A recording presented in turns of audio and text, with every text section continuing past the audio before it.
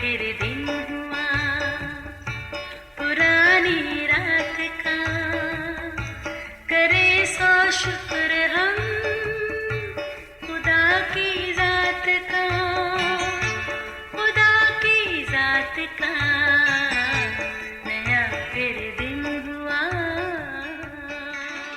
आज की आयत। अपनी सब राहों में उसे पहचान तो वो तेरी रहनुमाई करेगा। इमसाल 3 बाब 6 आयत। अजीज़ों, ये किस कदर हैरत अंगेज़ है कि कारखाना कुदरत की हर छोटी बड़ी शय खालिक खुदा की मर्ज़ी के ताबे है, सिवा बनी नौ इंसान के जो अपनी आज़ाद मर्ज़ी का हक़ इस्तेमाल करते खुद अपनी मर्ज़ी से छीना चाहता है। याद रहे, आज़ाद मर्ज़ी बहुत सी जिस्मानी ख्वाहिशों को जन्म देती है और ये ख्वाहिशात हमारे दिल के आंगन में ऐसी रंग बिरंगी तितलियाँ बन जाती हैं जो हमें अपने पीछे भगाते भगाते कई रास्तों की भूल भुलैयों में डाल देती हैं। यूँ हम अपने असल रास्ते से हट जाते हैं और अपने तख्लीक के असल मकसद को भूल जाते हैं।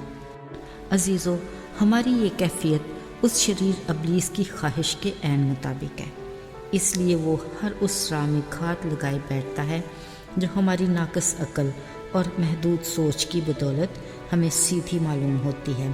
असल में हम दुरुस्त सिमत पे हैं ही नहीं, इसलिए हम कदम कदम पर उलझनों का शिकार होकर मुश्किलात के ऐसे भंवर में फंस जाते हैं जहां हलाकत का ख़तरा यकीनी है।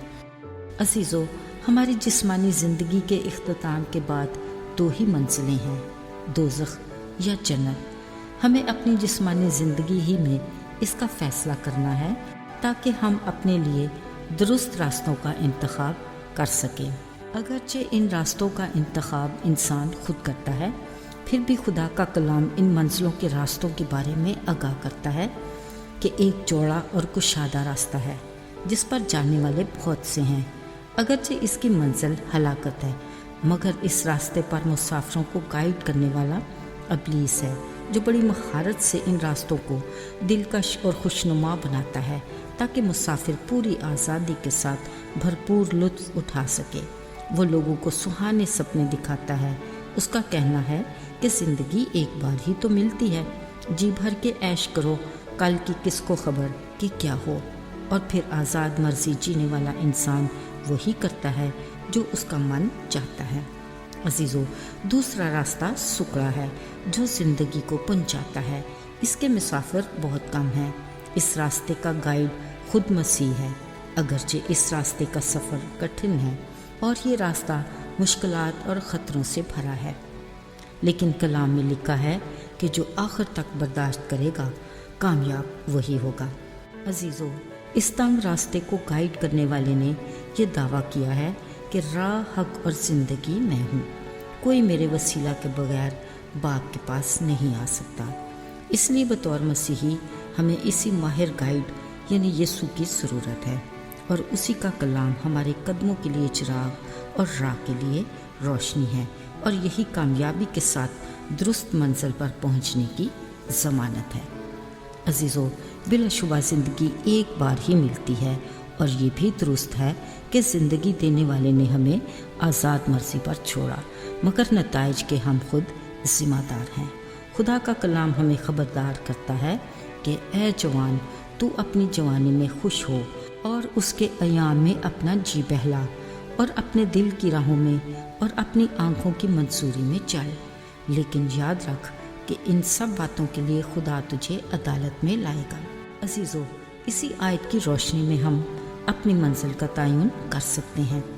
हमें खुदा ने शऊर दिया है कि हम अपने रास्तों का चुनाव खुद करें और इसी के मुताबिक हमें अपने गाइड यीशु पर भरोसा करना चाहिए। खुदा के आइन और अहकाम से हम अपनी ज़िंदगी के रास्ते संवार सकते हैं। हमारा कौल व फ़ेल ऐसा शिफाफ हो कि खुदा को पसंद आए।